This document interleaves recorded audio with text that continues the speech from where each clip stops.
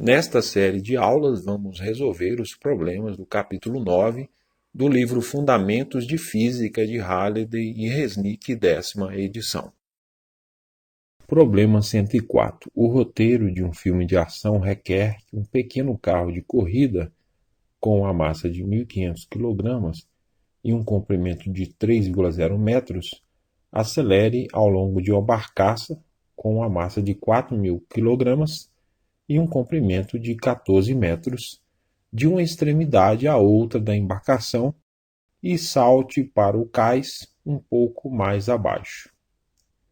Você é o consultor técnico do filme. No momento em que o carro está em movimento, o barco está encostado no cais, como na figura 981.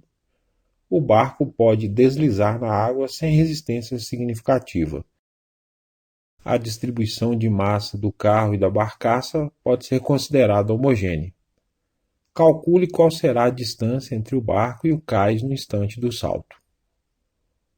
Como a distribuição de massa do carro e da barcaça pode ser considerada homogênea, o centro de massa desses corpos coincide com os seus centros geométricos.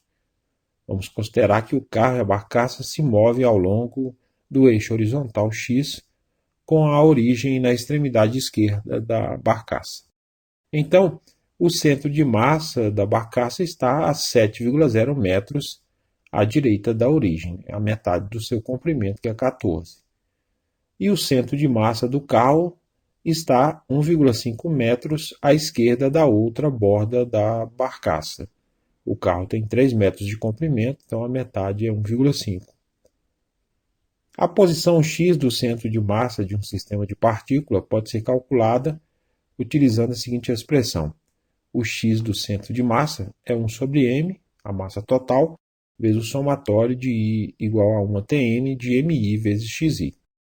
A posição do centro de massa do sistema formado pelo carro e a barcaça inicialmente é XCm vai ser Mc, a massa do carro, vezes Xc, sua posição, mais Mb, a massa da barcaça, vezes Xb, a sua posição, dividido pela soma das massas Mc mais Mb.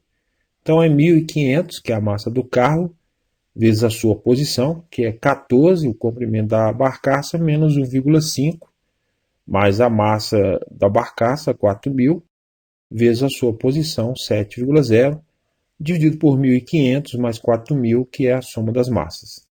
Efetuando esses cálculos aí, dá 8,5 metros. Quando o carro começar a se mover ao longo da barcaça, ele exercerá força através do atrito dos pneus sobre a barcaça, empurrando-a para a direita, e de acordo com a terceira lei de Newton, a lei da ação e reação, a barcaça exercerá sobre ele uma força de mesmo módulo, mesma direção e sentido contrário para a esquerda sobre o carro. Então, o carro move-se para a esquerda até a extremidade da barcaça e a barcaça se desloca de uma distância d em relação ao cais.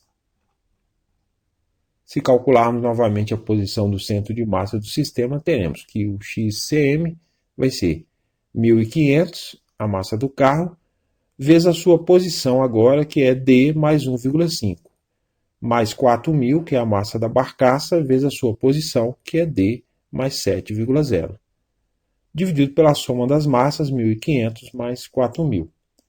Multiplicando os parênteses aí nas duas parcelas, fica 1.500 vezes d, mais 2.250, mais 4.000 vezes d, mais 28.000, e somando as massas dá 5.500.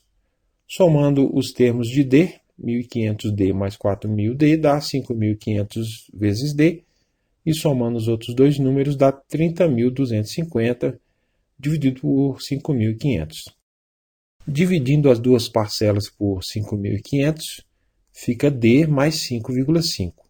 Como apenas forças internas atuaram sobre o sistema na direção horizontal, a posição horizontal do centro de massa do sistema não muda e deve ser igual ao valor que calculamos no início.